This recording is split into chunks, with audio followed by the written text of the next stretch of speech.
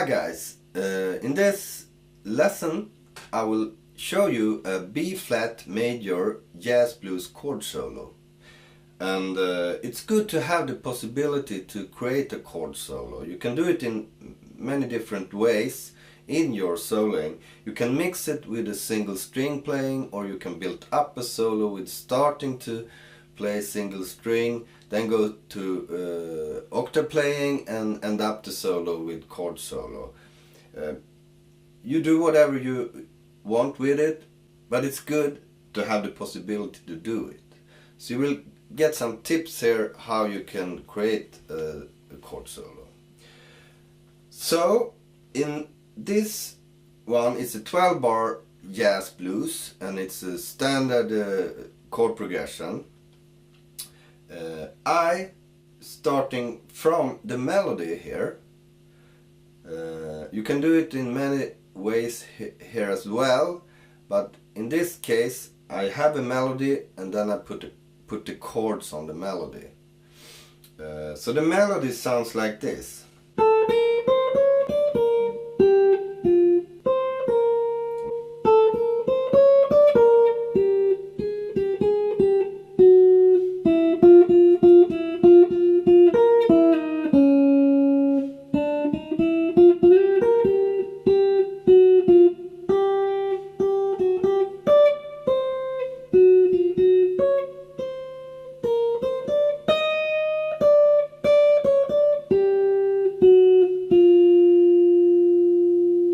So you hear, the melody can stand for itself.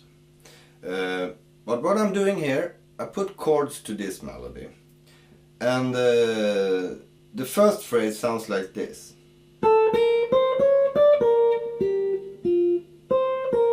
Alright?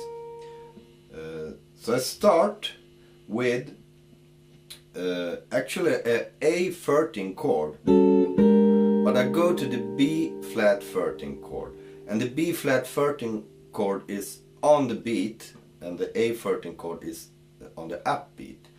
Alright, so that's the first thing. Then I'm thinking in the chord that's playing and its mode.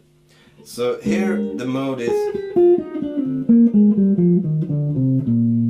it's a mixolydian, B-flat mixolydian mode on the B-flat 7 chord. So next chord is, you can see many chords here as the same way you're playing single string. You play, this is a passing tone in the chord. It's a scale tone in the mode. And so you can see it as passing chords. This one. It can be a C minor, but it's a passing chord in the mixolydian mode. Then it's a chromatic tone here. Alright? And here it fits very good to play a diminished chord. And it's a B-flat diminished chord here. That goes up to the B6th chord. Alright. So the first here. You must use your ear very much. What you think sounds good is good. So I think this sounds good. Alright. So here's the B-flat 6th chord. Back to the B13 chord. Sometimes I'm playing with 4 tones. Sometimes I'm playing with 3 tones. So in this case, the melody goes from the B-flat tone to the G. Then I play 4 tones and 3 tones in the same chord. So you don't need to change chord with every tone in the top tone here. Alright. This chord goes to the E-flat 9 chord. I don't have the root tone here. I just play the major third and minor 7 in the chord and color it with the 9. So 7 chord but colored with the 9, and then go to the E flat 13 chord to E9 again. So the melody it's the same here, 3 tones, 4 tones. Alright. Then I play the same phrase again to here and goes to this chord. Here is on the B flat 7 chord, and here is a B flat 7 chord with a perfect 5th in the bass. Sometimes I'm playing root tones in this solo, but the most is with no root, and because this will be played with a bass player or in a band, so I skip the root tone because the bass player is playing that, and the bass player creates the feel that of the chord. So I will be more free and play other tones, and I can do more things if I don't need to play the root tone on the chords. Okay. So here is the perfect 5th in the bass, and I play this melody on top.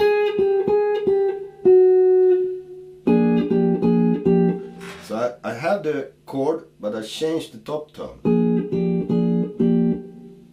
Okay, and go to this chord. This is an E9 chord, and it's a chord substitution, a dominant chord substitution. It leads to the E flat 9 chord. Alright. And the melody is here, so it fits very good to play the E9 chord. Then it's this little thing, this little bluesy thing. On E flat 7 chord.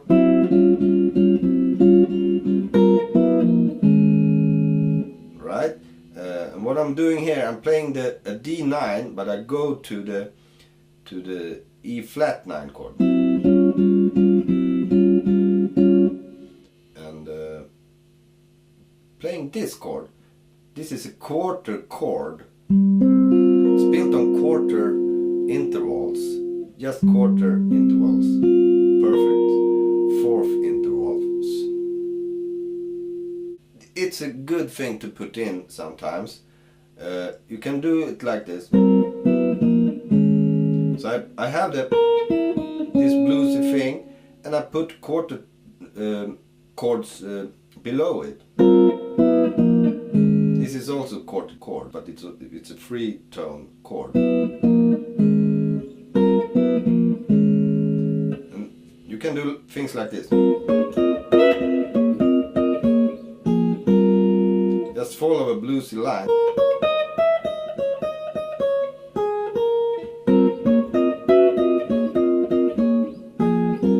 Very nice. So here, then the melody goes.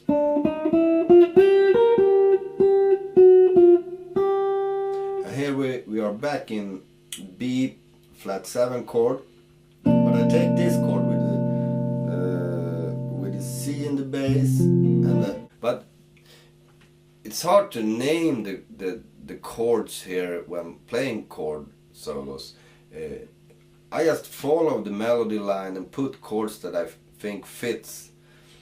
So here it's one of those chords, and then this melody tone comes and to this chord and to this, and these are, here's a diminished chord. You can see it as a D flat diminished chord to a B flat 7 with a D in the bass. That goes to this B flat 6th chord. We're still in B, on the B flat 7 chord, and the melody, and I go chromatic with the same chord, and it fits well because of the next chord is D minor 7 flat 5.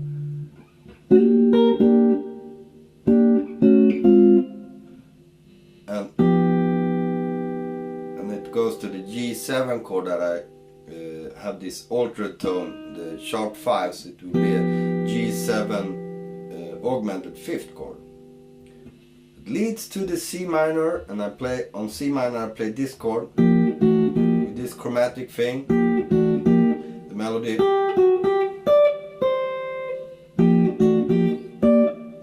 Here's a C minor 9 to C minor. Then I do the same thing, and I start from this chord. It's on F7, but I have some altered tones to it. And do the same on three tones here. And goes up with the melody.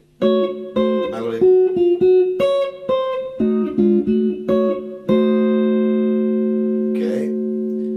So instead of playing a standard F7 here, I altered the chord, and you can do that even though it's not an altered basic chord here on the dominant. You can alter dominant chords and creates other melodies. It will be more, that's a thing in jazz, and many melodies and many solos are creates among these altered tones and chords. Okay. So here we are, F7, and then we will go back to the B flat 7 chord, and the last two bars sounds like this in the melody.